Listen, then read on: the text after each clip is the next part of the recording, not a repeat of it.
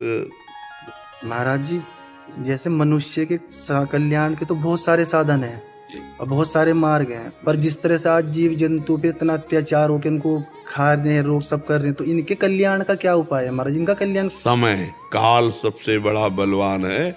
जब समय आता, जैसे हम तुम भी भगवान के अवतार के समय रहे होंगे, लेकिन हमारा समय नहीं बना, हमारा काल नहीं ऐसा आया कि हम भगवान की शरण में होकर भजन करके मुक्त हो जाते।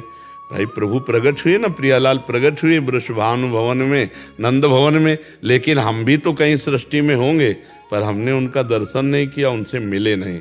अब हमको अवसर मिला है, तो ऐसे ही हर जीव को भगवान अवसर देते हैं। संस्कृति मांझ बरियाई के पायो, मानुष देह वृथा कत डारत। आज जो अपने कर्मों का फल जीव भोग रहे हैं, इनको भी भगवान अवसर देंगे। जैसे हमें आपको अवसर मिला है, अब हम आप डट के भजन करें और अपने भजन का फल इन जीवों को दे दें, तो इनका मंगल हो जाएगा, हमें भगवत प्राप्ति हो जाएगी।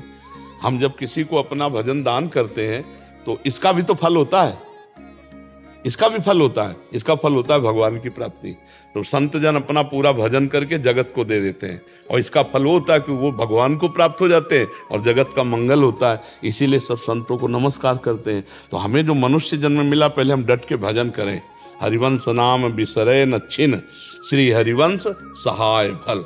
यदि हम निरंतर नाम जप करेंगे, तो नाम से ही प्रेम का प्रादुर्भाव होता है, और प्रेम से ही भगवत साक्षात्कार होता है। सेवक जी महाराज कह रहे हैं, प्रेम मूल यह नाम है, प्रेमी रसिक जपत यह नाम, प्रेम मगन निज बन विश्राम, श्री हरिवंश जहाँ रहें, प्रेम प्रवाह परे जन सोई, तब क्यों लोक वेद शुद्ध होई, जब हरिवंश कृपा करी, व्रत संयम तब कौन कराए, संतत सकल सुनो चित लाए, श्री हरिवंश प्रताप जस।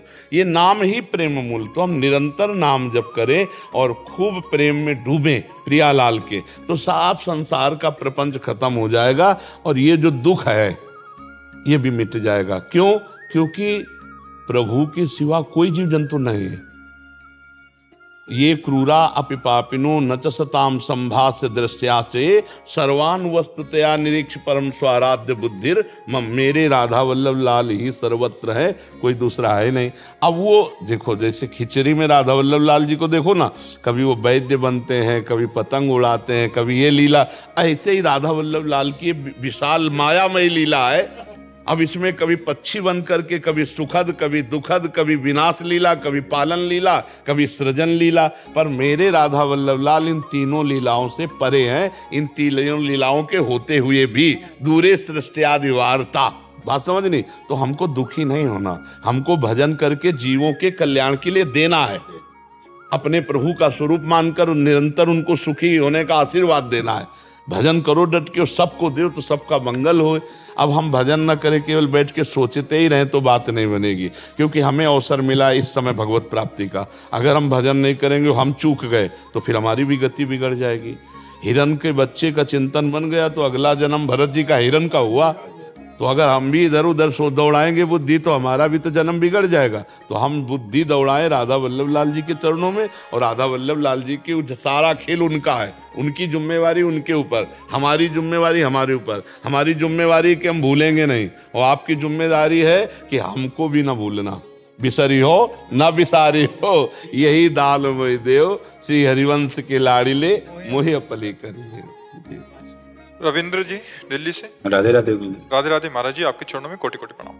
महाराज जी, समुद्र मंथन के समय देवताओं और दानवों ने एक जैसा श्रम किया, जबकि फल उनको अलग अलग मिला। महाराज जी, क्या भगवान एक ही समय पर एक ही उद्देश्य के लिए एक ही जैसी किए गए श्रम का फल अलग अलग? अब आप इसमें फिर ध्यान दीजिए, दृष्टि डालिए। इसमें कोई श्रम नहीं कर रहा था, केवल भगवान कर रहे थे। आप पूरे समुद्र मंथन को भी पढ़ना जाके, भगवान ने प्लानिंग बनाई। पता है आपको? हाँ बोलते जाना, जाना पता हो तो हमें बताना। भगवान ने इसका पूरा संकल्प रचा, देवताओं को दैत्यों के पास भेजा सन्निधि के लिए। ये हमारी आपकी मित्रता और समुद्र मंथन होगा, उसमें अमृत आदि जो ये रत्न निकलेंगे उनको हिसाब से बांट लेंगे, और अमृत आपस में फिर बांट। फिर समुद्र मंथन के लिए जो मंदराचल पर्वत, उसको भगवान उठा के लाए गरुड़ पे। नहीं पिचक गए थे, आधे तो मर ही गए थे। भगवान ने अमृत दृष्टि से जिलाया, नहीं तो आधे तो मर गए थे। पढ़ के देख लेना। भगवान उठा के लाए। फिर मंदराचल के लिए जो रस्सी, तो वासुकी नाग को तैयार किया गया और उनमें भगवान निद्रा रूप से बैठे। भगवान वासुकी के अंदर निद्रा रूप से बैठे। भगवान फिर जब देख जो ही मंदराचल चलाना शुरू हुआ, सो डूबने लगा, तो भगवान कच्छप रूप से बैठे नीचे। फिर देखा कि दैत्य जो है, जब वो पूंछ की तरफ लगाया तो उन्होंने कहा मुझे निकृष्ट समझते हो क्या? तो फण की तरफ, तो उनके अंदर जो जहर की फण से निकल रही थी वासुकी के, तो भगवान उनके दैत्य शक्ति के रूप में, दैत्य शक्ति अपार बल बन करके भगवान, और देवताओं में देवी शक्ति के रूप में, और ऊपर से 1000 भुजा धारण करके मंदराचल को ऊपर से रोके हुए, और इधर अजित रूप से देवताओं की तरफ लग के पूरे समुद्र मंथन में महाराज केवल भगवान है। भगवान का बल काम कर रहा है। और भगवान सदैव अपने जनों का पक्ष लेते हैं। अपने जन कौन? जो भगवान की शरण में। दैत्यों ने भगवान को नहीं पुकारा था। दैत्यों के पास मित्रता के लिए देवताओं को भगवान ने भेजा था, क्योंकि देवताओं ने भगवान की शरण ली थी। और समुद्र मंथन में पूरा का पूरा भगवान का बल रहा। अब जो विष निकला, अब देवता दैत्य दोनों घबराए, तो भगवान शंकर ने उसे गले में धारण किया। जो जो रत्न आदि निकले, भगवान इशारा कर देते तो देवता चुप हो जाते, तो दैत्य ले लेते थे। और भगवान जब इशारा कर देते तो देवता ले, और जब अमृत का कलश निकला तो दैत्य लेके भाग गए। शायद है कि अगर वो भगवान के अनुसार पूछते तो फिर भगवान को पिलाना पड़ता। अगर वो लेके ना भागते, आसुरी प्रवृत्ति ना दिखाते और ये रख देते कि हे केशव, हे हरि, अब आप ही निर्णय करो, तो फिर दोनों को पिलाना होता भगवान को। क्योंकि उस समय भगवान फिर भेद नहीं करते। जब देवताओं का हिस्सा ही नहीं दिया और लेके भाग गए, तो समुद्र मंथन तो देवताओं की प्रार्थना से हुआ था। देवता भगवान की शरण में थे, तो भगवान ने इशारा किया चुप रहो, अभी पूरा लाते हैं। समझे?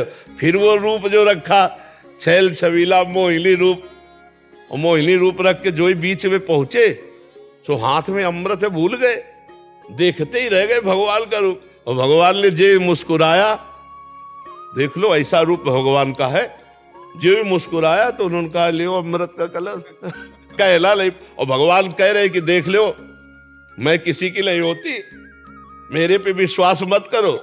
और मुस्कुरा दिया, तो उन्होंने कहा तो हम पे पूरी रीझी। बोले आप, तो बोले हम जो करेंगे तुम रोकोगे नहीं? बोले बिल्कुल नहीं रोके। तो सब देवताओं को पिला दिया। बीच में वो एक राहु रहा, वो उसने जैसे देखा कि पूरा कलश तो औंधने वाला है और भगवान है ये। फिर भगवान ने सुदर्शन चक्र, तो वही चंद्रमा और सूर्य का ग्रहण पड़ता है उसी से। तो इसमें मुख्य भगवान की शरणागत की बात है।